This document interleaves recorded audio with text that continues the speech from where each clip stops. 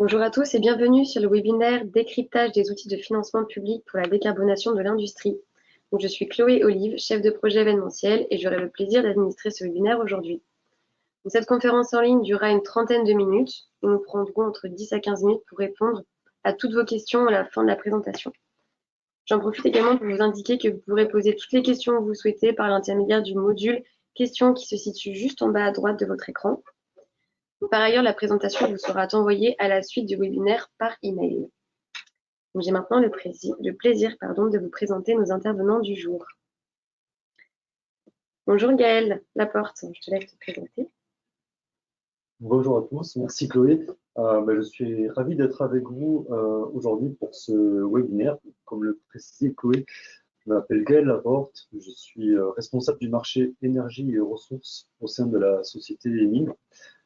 Spécialisé dans les marchés de l'énergie et leurs évolutions, je conseille depuis plus de 15 ans maintenant les entreprises en politique et financement public pour accompagner leur transition et ambition de croissance.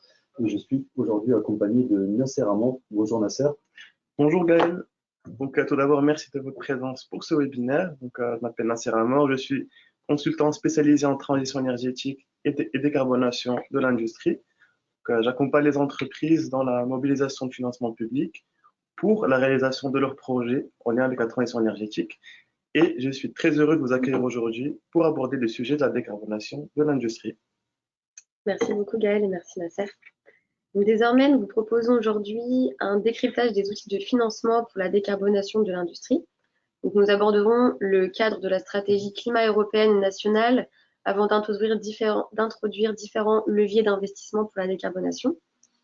Nous vous proposerons aussi ensuite une lecture de 3 programmes de financement public et retour d'expérience sur des points clés pour se lancer dans une demande d'aide.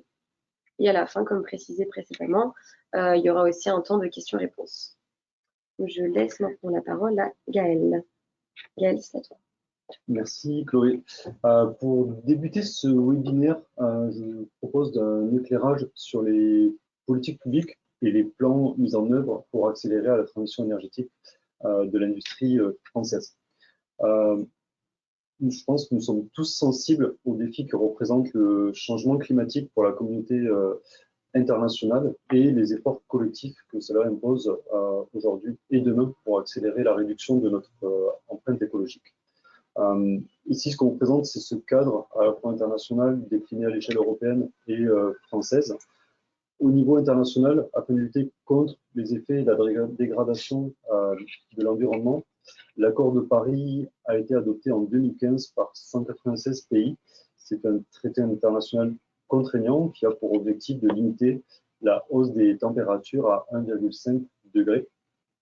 L'Europe, de son côté, donc ce que l'on voit juste en dessous, s'est fixé comme objectif d'être le premier continent à atteindre la neutralité climatique d'ici 2050. En 2021, la Commission européenne a renforcé cet objectif en le transformant en obligation contraignante avec la loi européenne sur le climat, qui a été votée cette année-là, et en fixant une réduction des gaz à effet de serre de 55% d'ici 2030 par rapport à 1990.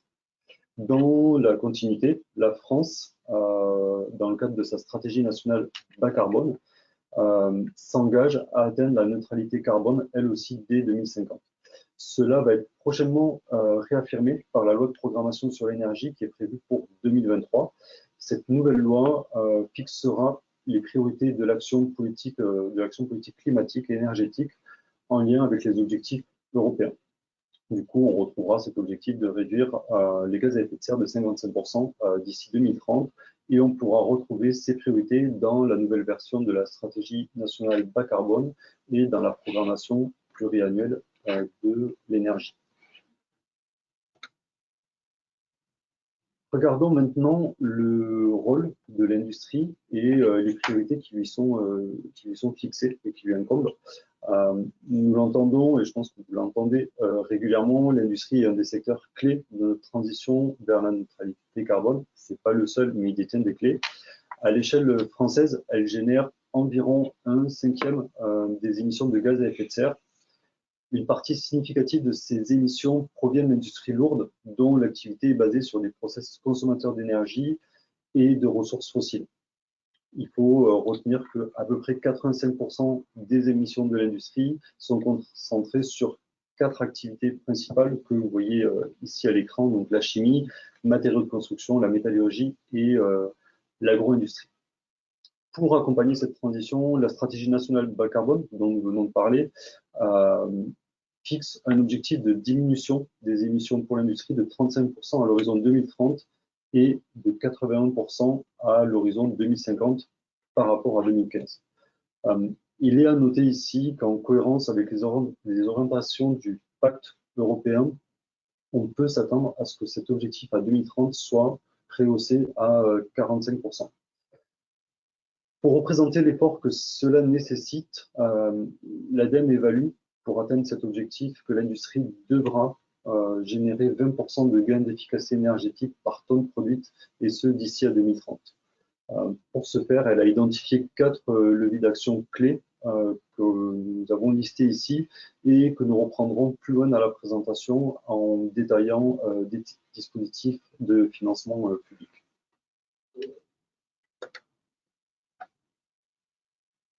Comme nous venons de le voir, ces enjeux vont nécessiter des investissements massifs pour accélérer la décarbonation de l'industrie et soutenir l'industrie dans sa transition bas carbone.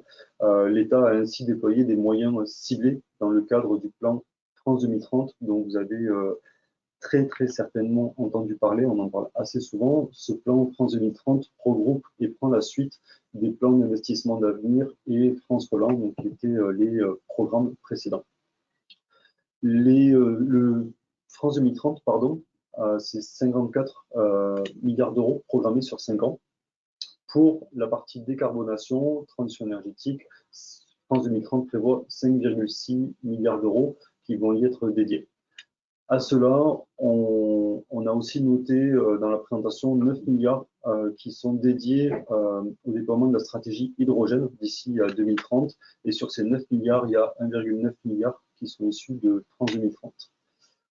En parallèle de ces stratégies, et ce qui vient compléter l'action publique, le secrétariat général à la planification écologique, SCGPE, qui a été créé mi-2022, 2023, plus récent, et qui a pour mission de coordonner et d'assurer le suivi des politiques à visée écologique, a récemment communiqué sur ses axes de travail prioritaires. Donc on a défini ici.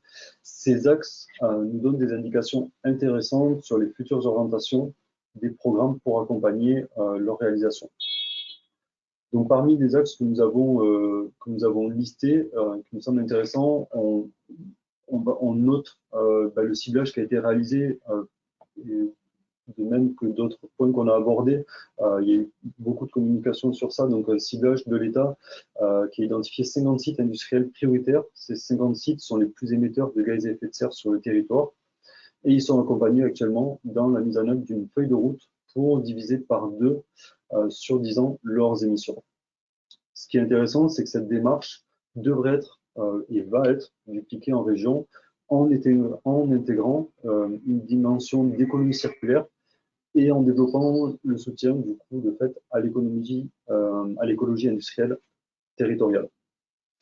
La stratégie hydrogène est un autre axe il y a déjà une stratégie en place. Elle va être actualisée d'ici la fin de l'année pour s'assurer du déploiement de systèmes de production pour un hydrogène compétitif sur l'ensemble des bassins industriels français et ce pour après 2030.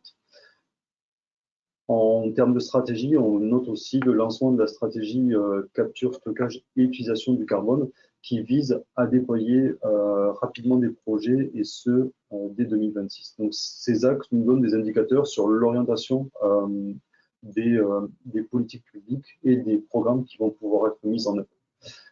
De plus, l'action publique française, en lien avec le Net Zero Industry Act à l'échelle européenne, sera prochainement renforcée par le projet de loi Industrie verte, dont vous avez entendu parler au premier semestre, et qui a 2 objectifs principaux. Le premier, faire de la France le leader des technologies vertes, notamment en soutenant la création d'industries qui fournissent des biens et services pour la décarbonation de l'industrie. Et le second, qui est de soutenir l'accélération de cette décarbonation par la création d'aides adaptées aux besoins des acteurs économiques, comme on le disait, qui sont massif. Avançons maintenant sur les outils pour supporter les investissements nécessaires à une transition vers une industrie bas carbone. Nasser, ces éléments concrets, je te passe la parole. Merci Gaël. Donc, abordons le sujet de la décarbonation en mettant en lumière l'ADEME, qui est l'opérateur principal de la transition énergétique en France.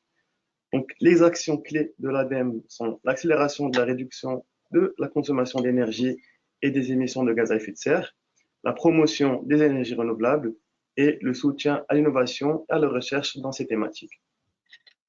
Ce qu'il faut savoir, c'est que l'ADEME investit dans divers domaines qui sont hiérarchisés et reflétés dans son budget pour l'année 2023. Budget que je rappelle qui a presque doublé en 2023 par rapport à 2022. Donc, on a un budget qui est passé de 2,7 milliards d'euros à 4,2 milliards d'euros en 2023. Dans ce budget, on retrouve le fonds de décarbonation de l'industrie, où près de 1,7 milliard d'euros ont été investis en 2023 face à France 2030. Ce fonds-là cible la décarbonation des industries émettrices majeures. Donc, on retrouve l'acier, la chimie lourde, le ciment, l'aluminium. On a aussi dans ce budget le fonds Saleur. Donc, celui-ci, son budget est resté inchangé par rapport à 2022. Donc, il est plafonné à 520 millions d'euros. Donc, ce fonds-là, il vise à étendre l'utilisation de sources de chaleur renouvelables et de récupération, mais aussi le développement des réseaux de chaleur. Donc, en plus de ces axes-là, l'ADEME s'engage également dans l'hydrogène décarboné, l'économie circulaire et la décarbonation du secteur du transport. Donc, comme vous pouvez le constater, il existe plusieurs leviers sur lesquels les politiques publiques interviennent. Dans la prochaine slide, je vous propose un schéma qui explore les instruments de financement mis en place par les politiques publiques pour justement soutenir ces efforts de décarbonation dans l'industrie. Donc, décortiquons cette section ensemble. Notre schéma représente une usine simplifiée, capturant les flux entrants et sortants, ainsi que les principaux domaines d'action encouragés par les politiques publiques. Les éléments en orange que vous avez sur le schéma symbolisent les entrées de l'usine. Ces entrées alimentent les opérations de production et génèrent diverses sorties. Les éléments en rouge et vert illustrent justement ces sorties. Quant au flux bleu, il symbolise la totalité des investissements qui peuvent être entrepris par un site de production afin de décarboner ses activités. Donc, ces investissements sont susceptibles de bénéficier de soutien de politiques publiques dédiées. Pour pouvoir, on va dire, illustrer ça, prenons un exemple ensemble. Donc, l'exemple que j'ai envie de vous présenter, c'est un exemple qui rentre dans la catégorie des projets de modification du mix énergétique. Donc, imaginons le cas d'une usine qui dispose d'un four ou d'un sécheur qui fonctionne aujourd'hui avec du gaz naturel. Donc, un type de projet qui pourrait être éligible, c'est en remplaçant ces technologies par des technologies novatrices qui fonctionnent à l'électricité. Donc, les émissions carbone de l'usine seraient considérablement réduites, en particulier en France, dans un contexte où l'électricité est largement décarbonée, grâce bien sûr à la présence majoritaire du nucléaire dans son mix électrique. Donc, c'est exactement le genre de projets qui sont soutenus par les politiques publiques en faveur de la décarbonation industrielle. Donc là, ce n'est qu'un exemple, on peut en citer plusieurs, mais le but ici, c'est vraiment de vous montrer qu'il existe de nombreuses actions qui permettent de décarboner son activité et qui sont soutenues par les politiques publiques. Là, Gaël, je te passe la parole pour nous présenter un calendrier des dispositifs qui soutiennent la décarbonation. Merci Nasser, merci pour cette claire présentation et cette illustration. Nous présentons ici un panorama des appels à projets en lien avec la décarbonation industrielle. Alors, bien entendu, ce panorama est amené à évoluer au gré des mises à jour, ouverture et clôture de programmes. Les dispositifs que nous avons représentés ici sont portés par l'État, ses agences, telles que BPI-France, l'ADEME, mais qui peuvent être aussi portés par les régions à l'échelle des territoires, couvrent deux pans principaux. Le premier, donc la R&D innovation, avec des dispositifs comme, donc vous voyez sur le haut et en vert, avec des dispositifs comme demi-bac ou l'appel à projet sur les briques technologiques hydrogène. Ce volet va viser principalement à faire émerger des solutions pour positionner la France comme acteur clé de l'économie bas carbone. Seconde orientation que l'on peut schématiser ici et qu'on a repris qui sont repris sur les dispositifs en plus en bleu. On va parler d'accompagnement pour les investissements en CAPEX et industrialisation avec des programmes comme Decarb End et notamment le Fonds Chaleur dont Nasser va vous parler par la suite. Ces dispositifs vont soutenir les initiatives des industriels, vos investissements pour la mise en œuvre de solutions de décarbonation et décarboner vos usages. On attend, donc là, ce que nous avons présenté ici, c'est des dispositifs avec leur date de clôture, leur période de clôture. Nous attendons plus d'informations sur le renouvellement de ces dispositifs. Néanmoins, en nous appuyant sur les feuilles de route stratégiques qui sont communiquées, nous pouvons prévoir le renouvellement d'une grande partie de ces dispositifs à l'horizon 2024 avec des adaptations des cahiers des charges pour cibler des projets qui répondront aux enjeux définis.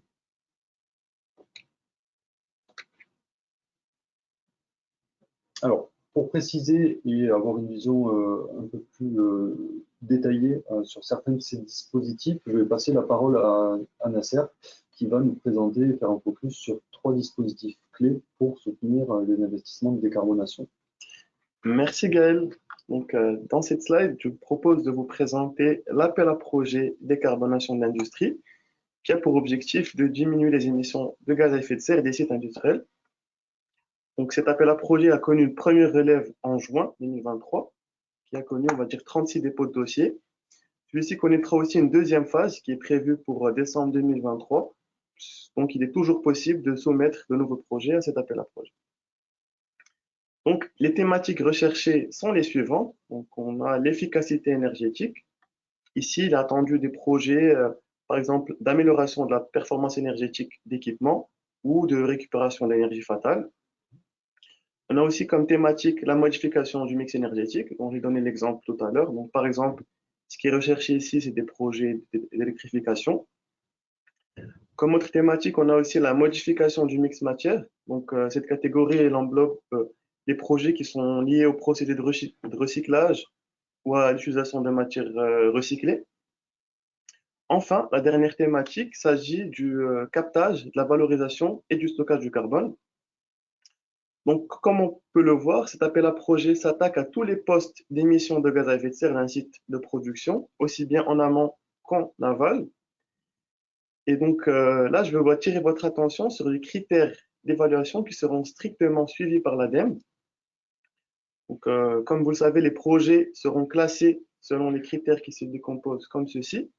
Donc, on a 70% de la note qui dépendra du ratio entre l'aide financière demandée et les réductions d'émissions de CO2 visées. En d'autres termes, c'est plus l'aide demandée est faible et plus l'impact sur la décarbonation est élevé, plus la note totale sera élevée. Donc là, ça considère 70% de la note. On a aussi 30% de la note qui se base sur l'évaluation de la stratégie globale de décarbonation dans l'entreprise et du site. Et dans ce critère, on prend également en compte l'intégration des technologies qui sont jugées essentielles et ambitieuses pour le secteur et pour l'entreprise. Donc, passons maintenant au prochain appel à projet, qui, comme vous le constaterez, en plus de son nom, présente de nombreuses similitudes avec l'appel à projet Decarb End. Donc, il s'agit de Decarb End Plus. Donc, celui-ci est destiné aux projets de très grande envergure avec des investissements minimaux de 50 millions d'euros. De plus, il repose sur un régime d'aide qui est différent et donc qui a été mis en place spécialement en réponse aux effets de la guerre en Ukraine et de la crise énergétique qui en a résulté. Donc, ce dispositif, il s'adresse spécifiquement aux projets suivants, donc les projets qui visent à améliorer l'efficacité énergétique, les projets de transformation du mix énergétique, donc on retrouve ici l'électrification, mais en tant que nouveauté, on a aussi des projets de combustion d'hydrogène renouvelable ou électrolyse bas carbone. Et comme dernière thématique, on a des projets de diversification du mix matière. Ici, la variation par rapport à Decarb End, c'est que ça implique que ces projets doivent se focaliser uniquement sur des initiatives liées à l'hydrogène. Donc, l'objectif, c'est vraiment d'adapter les processus pour favoriser l'usage de matières d'hydrogène bas carbone et de ses dérivés dans les processus industriels.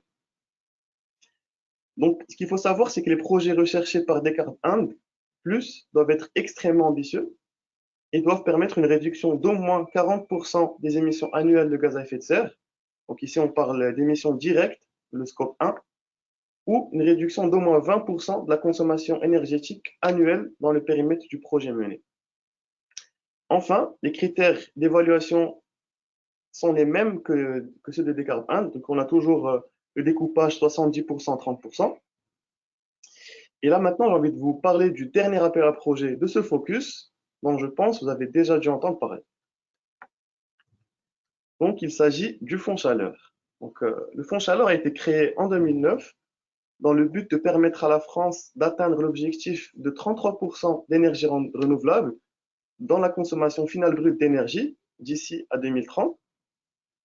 Donc, l'objectif principal du Fonds Chaleur, c'est de garantir que le coût de production de chaleur à partir d'énergie renouvelable il soit inférieur à celui généré par l'utilisation de combustibles fossiles. Donc, dans l'actualité récente de ce budget, donc on a que pour l'année 2022, le budget a été augmenté de 50% dans le cadre du plan de résilience. Donc, en 2022, si on fait une rétrospective, ces fonds ils ont accordé des financements pour la construction de plus de 900 nouvelles installations avec une production d'à peu près 3,7 TWh de chaleur renouvelable. Donc, ce qu'il faut savoir, c'est que le Fonds Chaleur soutient différents types d'énergie renouvelable, chacun étant associé à des appels à projets spécifiques. Donc, parmi les projets visés, on retrouve par exemple la biomasse, la valorisation de chaleur fatale, la géothermie, l'installation de panneaux solaires thermiques. Et chacun de ces projets bénéficie de taux d'aide et de calendriers qui sont spécifiques. Par exemple, en Normandie, l'appel à projet pour la méthanisation a été ouvert du 20 février au 28 avril 2023. Il est donc, je vous rappelle, essentiel de rester vigilant quant aux dates d'ouverture de ces appels à projets. Maintenant, je propose de repasser la parole à Gaël pour vous proposer un retour d'expérience sur les montages des dossiers d'aide en vue de la soumission pour des appels à projets. Merci Nasser pour cet éclairage instructif qui nous donne une bonne vision des leviers publics et plus concrètement des programmes disponibles, notamment avec ce focus sur 3 dispositifs. Nous avons repris ici la démarche pour construire une demande d'aide publique. Donc vous pourrez voir ici les différentes étapes clés. Alors, pour une demande d'aide, qu'elle soit réalisée au fil de l'eau ou en candidature à un appel à projet en fonction de la typologie et du format du dispositif.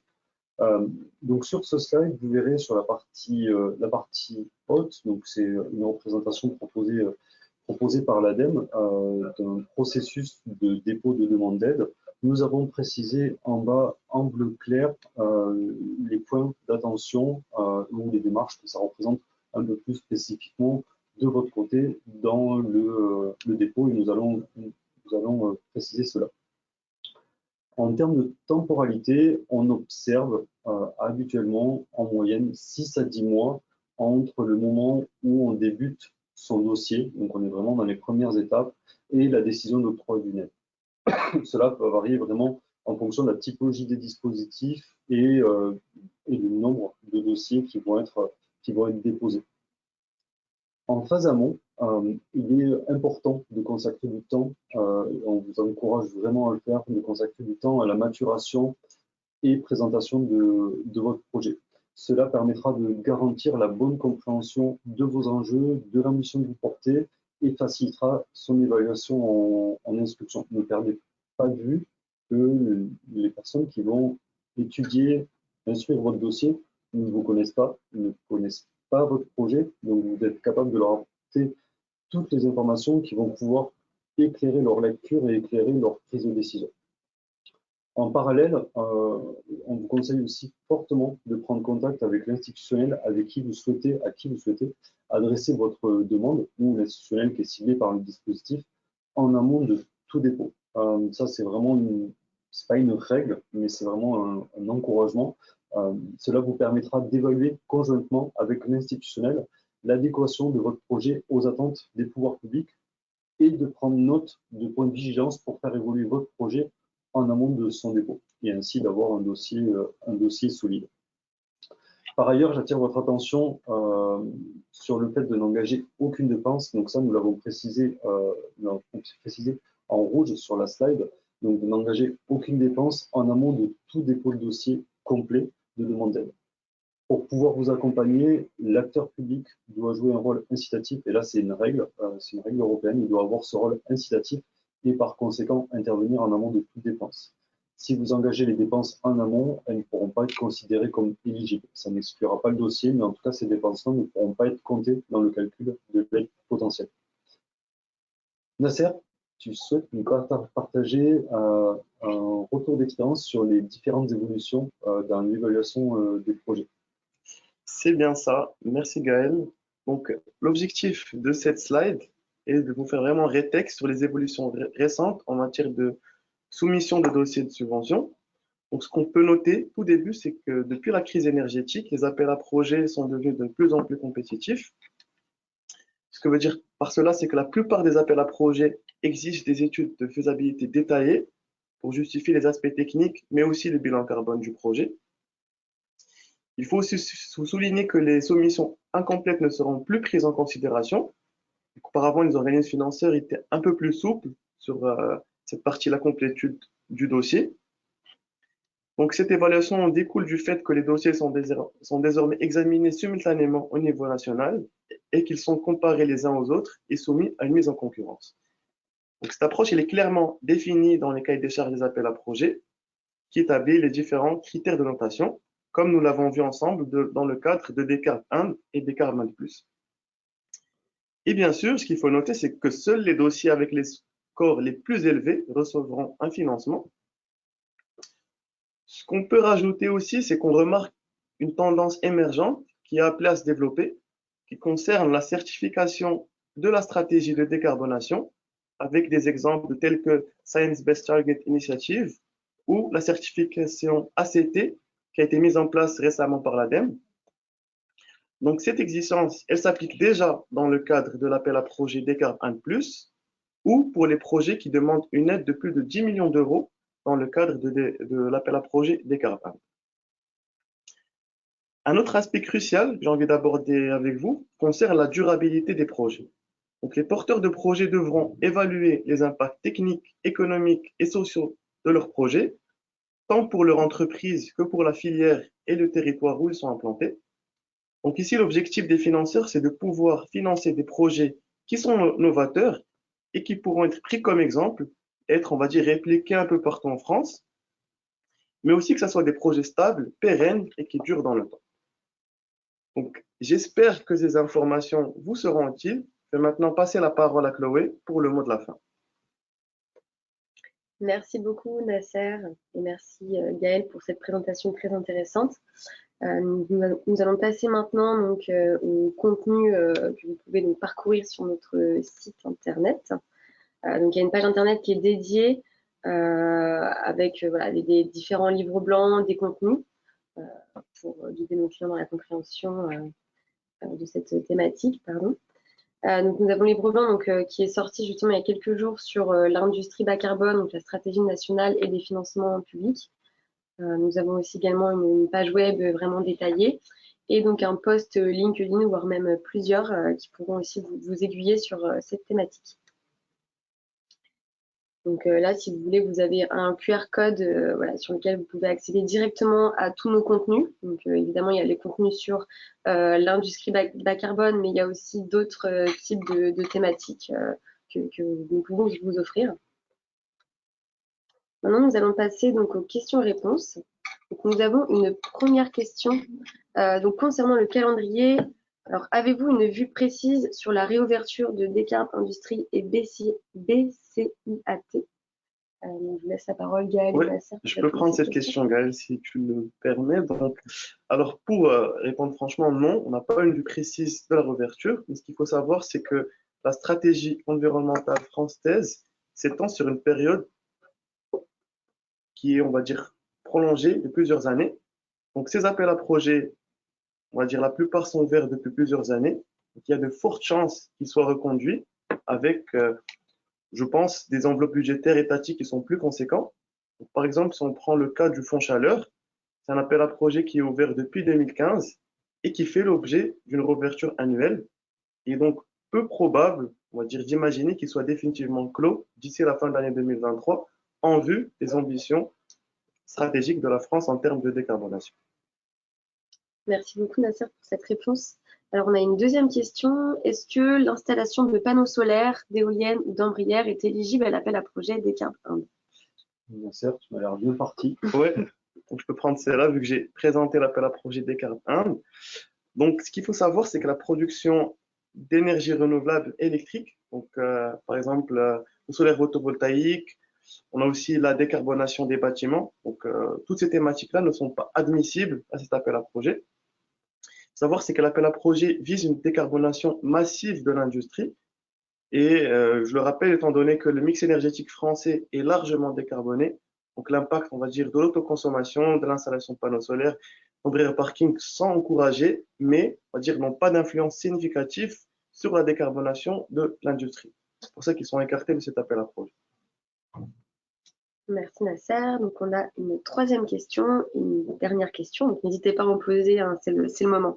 Donc la troisième, quelle est la raison de l'augmentation de la compétitivité des appels à projets? Nasser, on s'est bien sorti. Une pause pour Nasser. Donc oui, sur la compétitivité des appels à projets, donc ça c'est une démarche qui répond à une exigence de l'Union européenne qui demande à ses États membres d'introduire beaucoup plus de concurrence et de compétition entre les projets pour faire émerger les meilleures solutions possibles. Auparavant, les dossiers étaient aussi mis en concurrence, notamment dans le cadre des appels à projets, mais ils étaient évalués en fonction de leur niveau de réponse aux exigences du dispositif. Donc, plus ils répondaient, mieux ils étaient, plus de chances ils avaient de pouvoir se voir octroyer une aide publique. Aujourd'hui, ces dossiers vont être, dans la plupart des cas, on ne sait pas si c'est tous les cas, mais en tout cas dans la plupart des cas, dans les appels à projets, en tout cas c'est certain, vont être examinés simultanément, comparés entre eux et soumis justement à une notation, ce que précisait Nasser dans le rétexte juste avant. Alors, donc il y a une quatrième question qui est arrivée. Est-ce que les projets d'installation de systèmes de gestion de l'énergie, donc installation de compteurs plus système T, peuvent bénéficier des financements des aides? Merci beaucoup. Gaël Nasser, si tu veux répondre à cette question. Sur des systèmes de gestion de l'énergie, de façon isolée, alors, je ne peux pas dire non, parce qu'il peut y avoir certains dispositifs pour les accompagner, mais globalement, ça, c'est notamment sur système d'énergie, moyen de comptage, ce sont des dépenses qui vont être éligibles dans une démarche globale. Donc, dans une démarche globale de décarbonation, d'efficacité énergétique, c'est notamment des équipements qui sont demandés, c'est des critères qu'on va devoir respecter. Donc, ils feront partie des dépenses retenues, mais pas de façon isolée. Bien. Si je peux agrémenter la vue de ça, donc pour toutes, on va dire, les aides, il aura besoin d'avoir un monitoring et de vérifier, on va dire, la performance énergétique des installations. Donc, par exemple, si on a un projet un exemple de récupération d'énergie fatale, donc ici, ce sera possible, on va dire, d'avoir un financement pour toutes les installations qu'on devra mettre en place, mais aussi pour toute cette partie-là, gestion de l'énergie, car justement, elles devront apparaître dans la partie monitoring. Donc, je reprends ce qu'il dit Gaël. Donc, à part, ça ne sera pas possible d'avoir un financement, mais dans un cadre global, ce sera possible. Merci beaucoup, Nasser. S'il n'y a pas d'autres questions, on va pouvoir mettre fin à ce webinaire. Donc, je remercie grandement donc, les deux intervenants qui ont vraiment présenté une conférence qui était très, très intéressante. Et je vous remercie tous d'avoir participé à cette conférence en ligne. Et encore une fois, n'hésitez pas à nous poser des questions sur le mail qui est indiqué juste ici. Et voilà, on vous enverra aussi la présentation à la suite de ce webinaire. Merci à tous. Faites une très bonne journée. Merci, au revoir. Merci, très bonne journée. Au revoir.